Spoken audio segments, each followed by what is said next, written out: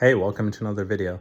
So today we're going to be going into all sorts of crazy news, whether it be about Donald Trump, trade winds, Democratic Socialists in Minneapolis and New York City, or whether it has to do with the Epstein cover-up and much more. But before we begin, please be sure to like the video, subscribe to the channel, join the Discord, link is in the description, and consider becoming a join member if you wish to further support the channel. Otherwise, let's jump straight into it. Well, the ideological invasion of America's cities is in full swing, and New York and Minneapolis are in the front lines. City councils are embracing policies that echo the failed socialist experiments of Europe and Latin America: rent control, police defunding, and equity programs that crush merit. Minneapolis's crime rate has surged 15% since 2023, per the FBI, with violent crime up 22% in some wards. Target closed 2 stores, citing safety and unsustainable costs, while small businesses, 10% gone in 2 years, per city data, are fleeing. New York's leaders are no better, cozying up to activists who glorify centralized control over individual liberty. The city's budget ballooned to $114 billion in 2025, with tax hikes driving out businesses like Goldman Sachs, which relocated 200 jobs to Florida. These policies aren't just misguided, they're economic poison. Venezuela's GDP collapsed 95% since 2013, under similar collectivist schemes, per the IMF data. Rent control in Minneapolis capped increases at 3%, causing a 20% drop in new housing construction, per the Urban Institute. Defunding police, Minneapolis cut $8 million in 2023, correlates with the 12% rise in homicides. The left's obsession with equity rewards failure, not effort, dismantling the free market principles that built America. The Democratic Party's refusal to confront these radicals is cowardice. They're handing the keys to ideologues who hate competition and freedom. So the implications are dire. Cities and the economic engines of America, New York and Minneapolis, contribute $1.2 trillion to the GDP combined, per the BEA. If they fall to socialism, the ripple effects tank national prosperity. High taxes and crime drive out innovators. So if you look at San Francisco's 30% office vacancy rate, after similar policies. So my view on the whole thing is that local governance must prioritize markets and safety, not collectivism. The alternative is urban decay, with families and businesses abandoning ship. But voters hold the power to stop this. The 2026 elections are a chance to oust these radicals and restore sanity. Grassroots campaigns like MN Resist are already mobilizing, with 65% of locals opposing defunding per the KSTP polls. The fight is local, but the stakes are national. If we lose our cities and the American experiment crumbles, free market, personal responsibility, and law enforcement are not negotiable. All of a sudden, the Democrats have discovered a passion for transparency, demanding Jeffrey Epstein's files be released. The DOJ insists that there is no client list and that Epstein's 2019 death was a clean suicide. But that narrative's unraveling. Lieu and Jamie Raskin are leading the charge, with Lieu tweeting demands for full disclosure and Raskin including a House resolution for unredacted files. Yet, where were they 6 years ago when Epstein actually died in custody? Congressional records show 0 Democrat-led inquiries into Epstein's death from 2019 to 2022. So this is just political opportunism, exploiting MAGA's frustration to paint Trump as the villain. And the facts don't really add up. The DOJ's memo, released January 2025, claims no evidence of foul play, citing a 2019 autopsy. But whistleblower reports surfaced by Kernovic reveal inconsistencies. Epstein's neck fractures align more with strangulation than suicide, per forensic expert Dr. Michael Baden. Democrats' newfound zeal ignores their own silence when Bill Clinton's Epstein ties surfaced in a 2020 court filing. Both parties have elites with skin in the game. Flight logs list 26 trips by Clinton per account documents, and Trump's Mar-a-Lago visits with Epstein in the 90s are also well documented. So, every file, every name, must be public. With the exception of the abuse material, I don't think those ever need to see the light of day, and I don't think that's what anyone's asking for. Trump's economic wins, 3% GDP growth in 2019, are amazing, but his administration's Epstein stonewalling is still a betrayal. Transparency is the only way to honor the victims and kill conspiracy theories in this case. Public trust in institutions is super low, and dodging fuels further distrust. Democrats' selective outrage is a stunt, but the demand for answers is actually legitimate. If Trump's implicated, he must face the consequences without exception. Whether he's implicated or not, I have no idea, but we were promised the files, and now all of a sudden everything's swept under the rug. The implications are massive. If elites are shielding powerful names, it confirms the two-tiered justice system Americans already suspect. 73% believe the wealthy escape accountability per Pew. And there's a lot of talk on X specifically, with Release the Files trending at 1.2 million posts in February 2025. And that was when we were promised that the posts would actually be released. So trust is eroding, and the victims are denied closure. The Epstein case is a festering wound, and the latest revelation is truly a bombshell. 3 minutes of raw prison footage from Jeffrey Epstein's cell are actually missing. Wired's February 2025 metadata analysis shows the video released by the DOJ was edited by Adobe Premium, with timestamps jumping from 10:42 to 10:45 p.m. on August 10th, 2019. This isn't a glitch, it's deliberate tampering. Attorney General Pam Bondi had said that only a minute would be missing and that they would be missing at the exact same time every day. This is 3 minutes. The DOJ's claim of a clean suicide, backed by a 2019 autopsy, relies on this footage, but the missing segment destroys its credibility. The fact screams suspicion. The MCC's facility cameras were malfunctioning per a 2019 DOJ report, yet only 3 specific minutes vanish. Guards Tova Noel and Michael Thomas, on duty that night, pleaded guilty to falsifying logs per the court records, but faced no jail time. The DOJ's January 2025 memo insists that no client list or foul play had occurred, yet whistleblowers, per Reuters, claim internal emails referenced a list. Trump's Truth Social post calling for a move on and all that are tone deaf.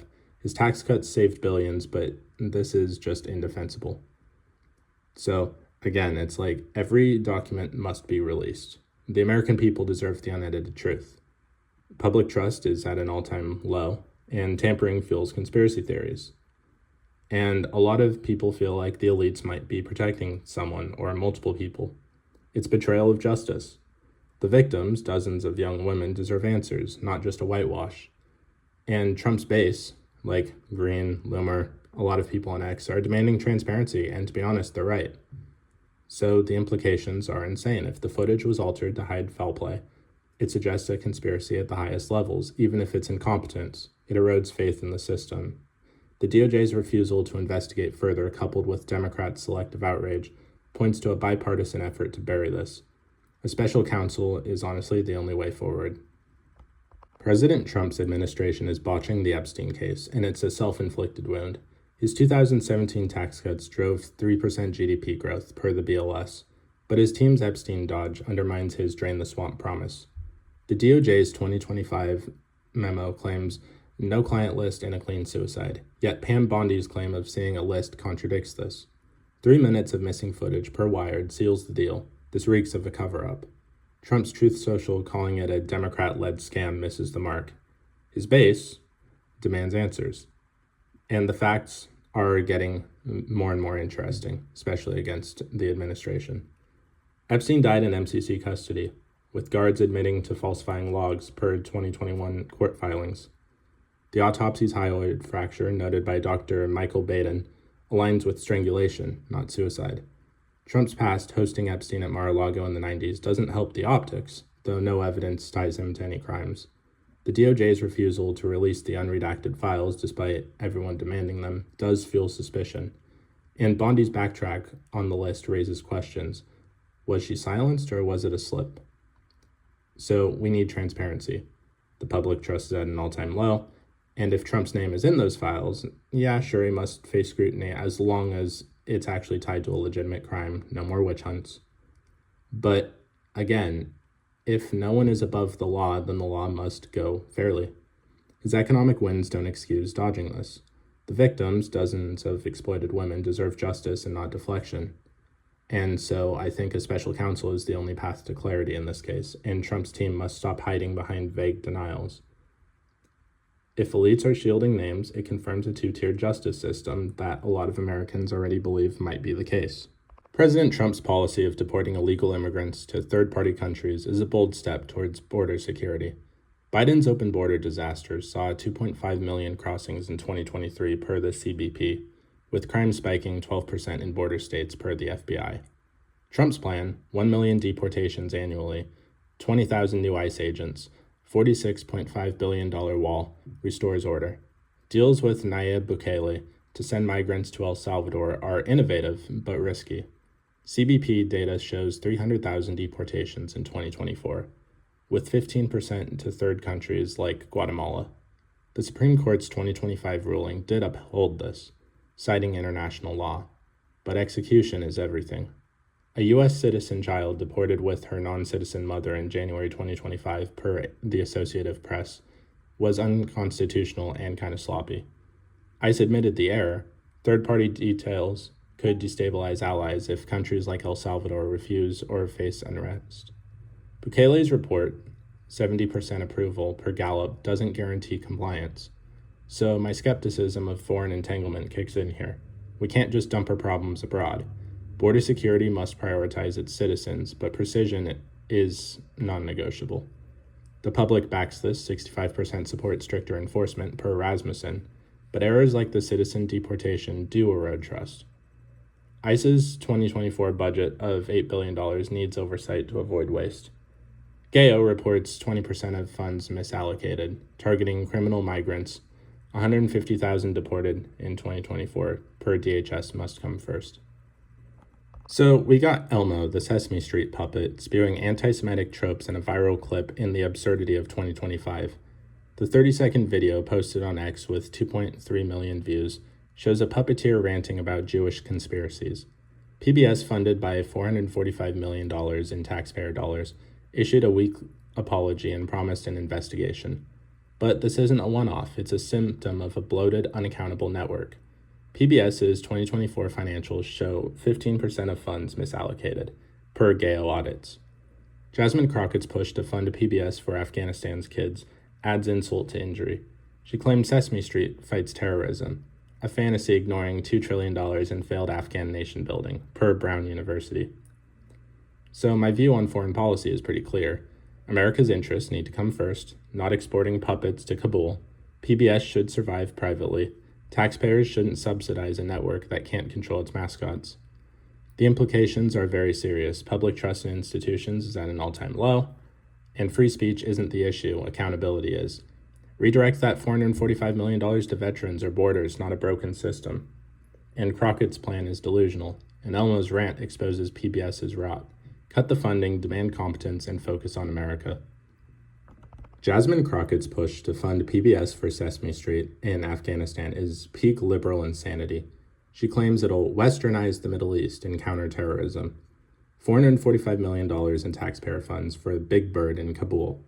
The U.S. spent $2 trillion in Afghanistan over 20 years, per Brown University, with 70% of aid lost to corruption, per SIGAR. Nation building fails. Vietnam, Iraq, Afghanistan, all prove it. Crockett's plan ignores reality. Cultural values do not spread via puppets in a war zone. PBS's budget could fund 10,000 ICE agents or rebuild Ohio's infrastructure, but instead we're subsidizing a network that lets Elmo spew anti-Semitic garbage in a viral clip with 2.3 million views. PBS's 2024 audit shows 15% of funds are misallocated anyways. Crockett's priorities are backwards. American taxpayers deserve better than funding TV for Taliban-controlled regions. It's pretty simple, actually. And the implications are there as well. Foreign policy must prioritize America, not utopian fantasies. Public trust is at an all-time low. Free markets mean accountability. Let PBS survive privately or fail. Cut the funding, redirect it to citizens, and end the delusion of exporting culture. So this is just a distraction from real issues, border, healthcare, veterans. And Americans are really fed up with this. Of course, the media is screaming that Trump slashed overseas aid funding, and it's not entirely correct. Budget records show PEPFAR's $4.8 billion is intact for 2025 per the CBO. A report from CNN in February 2025 report misreading a CBO projection, claiming cuts that don't exist. This is manufactured outrage to paint Trump as a heartless person, ignoring his 2 million jobs created per the BLS. The real question is why we're spending billions abroad when American healthcare system is bleeding. PEPFAR's $4.8 billion supports 20 million people globally, per USAID, but 60% of aid to countries like Haiti is lost to corruption, per the audits. The U.S. faces a $1.9 trillion deficit, per the Treasury. With veterans, homeless, and hospitals overwhelmed, 32% of rural facilities face closure, per the AHA. Charity begins at home, but not in sub-Saharan Africa. So my skepticism of foreign spending kicks in. Why prioritize global health over our own citizens, especially if we're the ones who ultimately have to fit the bill? The media's bias is blatant. CNN ran 15 anti-Trump segments in a week, per Mediate, while ignoring Epstein's missing footage. So, following the media's lie about Trump cutting AIDS funding, let's ask, why aren't we slashing PEPFAR's $4.8 billion budget? Gale reports show 30% of aid lost to corruption, $1.4 billion wasted annually. America's $1.9 trillion deficit, per the Treasury, demands tough choices. Veterans sleep on streets, 50,000 homeless in 2024, per the HUD, and 32% of rural hospitals face closure, per AHA. So why are we prioritizing foreign health over our citizens?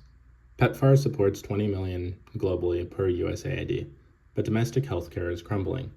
Medicaid underfunding left 3 million uninsured in 2024, per Kaiser.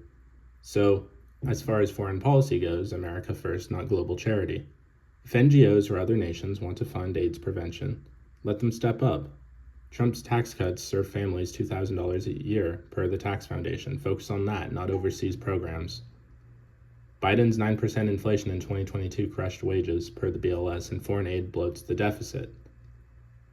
Public support for cutting the aid is also growing. 55% actually do want less, per Rasmussen. So the media's fake outrage distracts from this debate. Americans demand fiscal sanity, and it's time to deliver. The louder the elites yell to drop Epstein, the harder we dig in. Trump's team, Democrats, and the media scream, "Move on," but that screams cover up. The DOJ's January 2025 memo claims that no client list, no foul play, yet 3 minutes of footage are missing, per Wired. Trump's trade deals, $300 billion in tariffs, protected workers, but his Epstein opacity is a betrayal. The facts are very stark in this case. Epstein died in MCC custody, with guards Tova Noel and Michael Thomas pleading guilty to falsifying logs, per the 2021 filings. The autopsy's hyoid fracture, per Dr. Michael Baden, suggests strangulation. The DOJ's clean narrative ignores whistleblower emails, per Reuters, hinting at a list. Trump's Truth Social deflection, Democrat-led scam, ignores his base's demands, from Green to Kernovich. Transparency is the only path forward. Public trust is at an all-time low, and stonewalling fuels conspiracies. If Trump's name is in those files, he must face it. No one's above the law. We heard that before, right? The victims, dozens of young women, do deserve justice. It turns out that a marketing CEO was offered $20 million to organize anti-Trump protests, per leaked X emails tied to Democratic donors. This isn't grassroots dissent, it's orchestrated chaos. Trump's economic record, 2 million jobs per BLS, is stellar, but this exposes elite power grabs. The CEO declined, but the offer detailed in February 2025 X post by Laura Loomer reveals a dirty playbook. The math is chilling.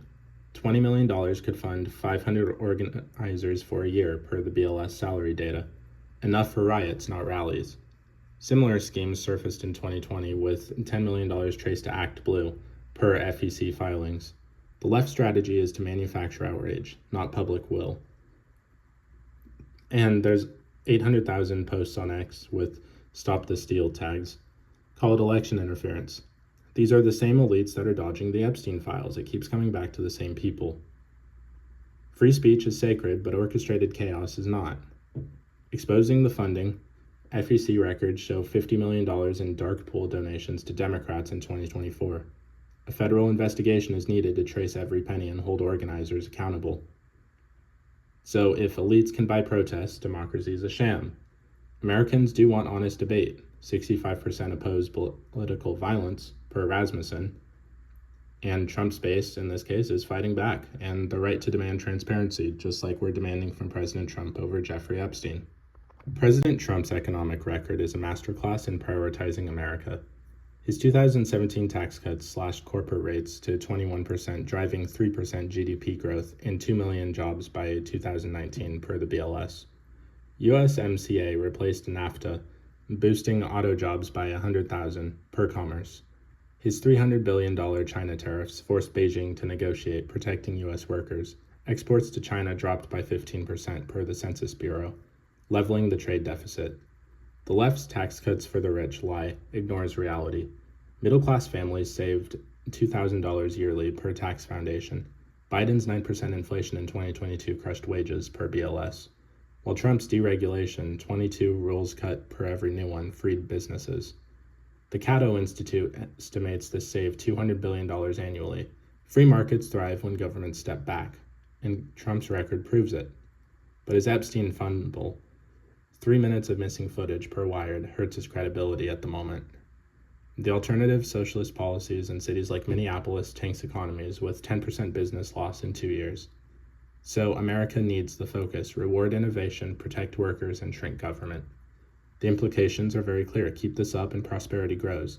Capitalism, when left to its own devices, will literally run rampant. And it'll be great for everyone. Speaker Mike Johnson's call for Pam Bondi to explain her Epstein comments is a rare push for accountability. Bondi's claim for a client list on her desk, followed by a backtrack, contradicts the DOJ's January 2025 memo denying such a list. 3 minutes of missing footage per Wired and questionable autopsy, hyoid fracture per Dr. Michael Baden fuels suspicion. Trump's tax cuts saved billions, but his Epstein opacity is a betrayal.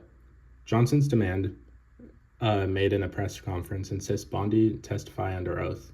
House records show 120 GOP members backing him, with ex-posts like Kernovich's at 600,000 views amplifying the call.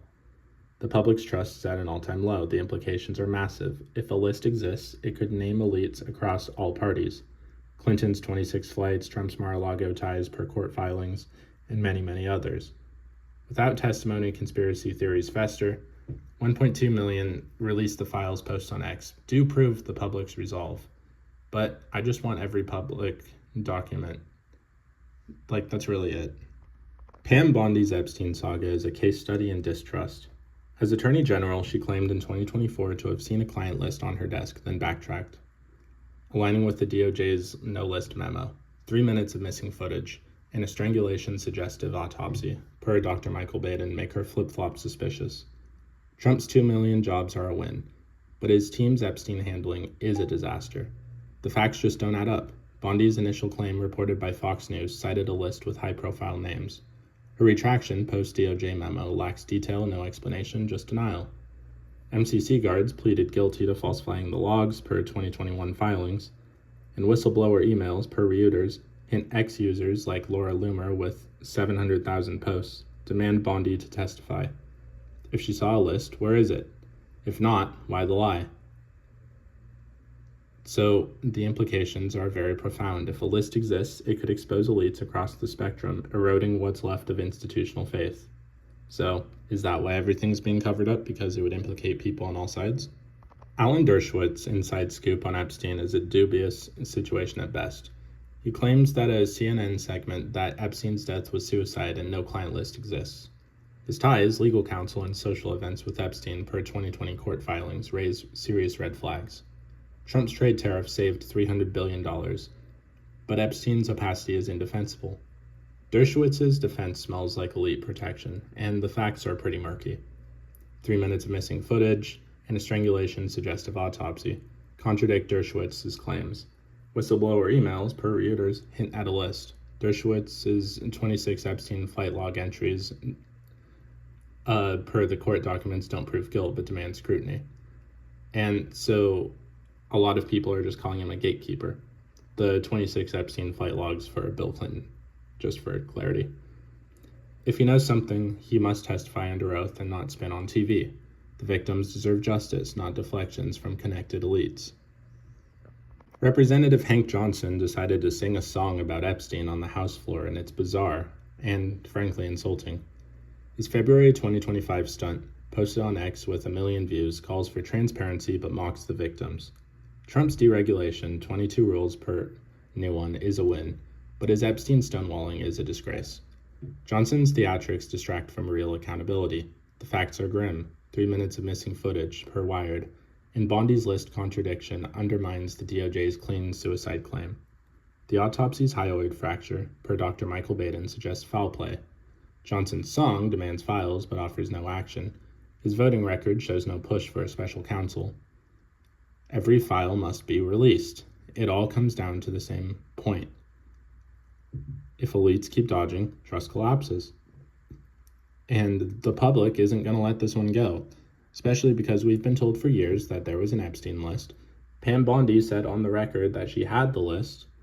And then now all of a sudden, within about a week, all of a sudden we have that, oh, Diddy's actually innocent of almost everything. Jeffrey Epstein was actually innocent of a lot of things. And he died by suicide. Let's never talk about this again. It's wrapped under a bow. And if you ask any questions, then I'm going to belittle you online, is essentially what this has turned into. Senator Ed Merkley's demand for Epstein's files is a rare bipartisan push, but it's steeped in politics. His Senate speech calls for unredacted documents citing justice. Trump's 3% GDP growth is unmatched, but his Epstein dodge is a betrayal. Merkley's silence in 2019 when Epstein died undercuts his credibility. Senate records show no prior inquiries, the facts don't align, 3 minutes of missing footage per Wired and a strangulation suggestive autopsy per Dr. Michael Bladen shred the DOJ's narrative. Whistleblower emails per Reuters hint at a client list. Merkley's call rides MAGA's X-Wave. 1.5 million released the Epstein posts, but smells like a point-scoring stunt. Both parties have elites to protect per 2020 flight logs naming Clinton and Trump, respectively. Every document must be public. The American people are just simply done with the Epstein cover-up, and their outrage is really justified. The missing footage, Bondi's list contradiction, shred the DOJ's clean suicide claim, Trump's 2 million jobs are a win, but this Epstein thing is total betrayal. The facts are pretty damning. The MCC guards pleaded guilty to falsifying the logs. The autopsy's hyoid fracture per Dr. Michael Baden suggests strangulation. Whistleblower emails per Reuters hint at a list. The DOJ's January 2025 memo does deny it, but public trust is at an all-time low. Trump's Move On Truth Social posts ignore his base's demands. Transparency is non-negotiable. The victims, which are dozens of exploited women, do deserve justice. And my view does demand that every file be sent unredacted. I do have a serious issue with the fact that Donald Trump is not only avoiding this altogether, but he's attacking his own base. And a lot of his base is pissed, and I believe rightfully so, to be honest. The media's complicity in the Epstein saga is pretty annoying, to be honest. Instead of digging, they distract, pushing Trump's AIDS cuts lie while ignoring the 3 minutes of missing footage. Trump's $300 billion tariffs are a win, but his Epstein dodge has been a total disaster for him. CNN ran 15 anti-Trump segments in a week per Mediate, but barely touched Epstein's hyoid fracture per Dr. Michael Baden. And the facts do expose the bias. The DOJ's no-list memo contradicts Bondi's claim, yet MSDNC skips it for Trump bashing. Ex-users like Laura Loomer with 700,000 posts call out the silence. Public trust in the media is at 16% per Gallup, and this is why propaganda needs to be over truth, according to the Democrats. So instead, every file must be public with no exceptions. The implications are dire. If media shields elites, then they are also complicit in a cover-up. A two-tiered system, 73% of Americans actually do believe it. And this erodes democracy. Well, Trump's border security push, 1 million deportations, 20,000 ICE agents, $46 billion wall, is a win for sovereignty. But Biden's 2.5 million crossings in 2023 alone, per the CBP, spiked crime 12% in border states per the FBI deals with Bukele for El Salvador. Deportations are bold, but risky. 10% of the 300,000 deportations went to third countries per the DHS. The Supreme Court's 2025 ruling upholds this, citing international law. But we need to be more precise. A citizen child deported, per the Associated Press, was a constitutional error. ICE did admit fault, so if El Salvador refuses, unrest could follow. Bukele's 70% approval, per Gallup, isn't a guarantee. So my skepticism of foreign entanglement does apply. Don't offload problems without a plan. Public support is strong, and 65% do want stricter enforcement per Rasmussen, but these errors do erode trust. ICE's $8 billion budget does need oversight, 20% misallocated per Gale. Target criminals first, 150,000 deported in 2024 per DHS. Streamlined vetting prevents PR disasters. Free markets need order, and secure borders do deliver. Trump's economic record shows that he can execute. Get this right. PBS's $445 million taxpayer-funded budget is a scandal waiting to explode. Elmo's anti-Semitic rant, a 30-second clip with 2.3 million X views, proves that they're unaccountable. PBS's apology and investigation are weak. 2024 audits show 15% of funds are misallocated per Gale. Jasmine Crockett's push to beam Sesame Street to Afghanistan to fight terrorism is absurd. $2 trillion in Afghan nation building failed, per Brown University. So, my view on foreign policy as far as all of this goes is clear. America first, not puppets in Kabul. PBS should survive privately. Taxpayers don't owe the network that they can't control its mascots. That's $445 million that could fund 10,000 ICE agents, or rebuild Ohio's roads. So, the implications are serious. Wasting money on unaccountable systems does erode faith. Free markets demand accountability. Let PBS compete, or fail. Crockett's plan distracts from real priorities: borders, veterans, healthcare. So, Congress should really cut this funding and focus on its citizens. So, a marketing CEO was offered $20 million to organize anti-Trump protests per ex-leaked emails tied to Democratic donors. And this isn't dissent, it's paid chaos. Trump's 2 million jobs per BLS are a win, but this exposes elite corruption. The CEO declined, but the offer, detailed by Laura Loomer, shows a coordinated effort. FEC filings reveal $50 million in dark pool donations to Democrats in 2024. That's $20 million that could fund 500 organizers per the BLS, enough for riots, not rallies. Act Blue's $10 million for 2020 protests per FEC set the precedent. This is a manufactured outrage, not the public will. So Americans, ultimately, I think, out of all of this, just want an honest debate. And the facts actually agree with me. 65% oppose political violence, per Rasmussen. So if elites can buy protests, democracy is just a sham anyways. So let's just expose the funding, hold organizers accountable, and restore the public trust. What else can we do? Ultimately, the whole thing with Epstein lately is that the victims are being failed by elites on both sides. 3 minutes of missing footage per Wired, and Bondi's list contradiction shred the DOJ's clean suicide claim.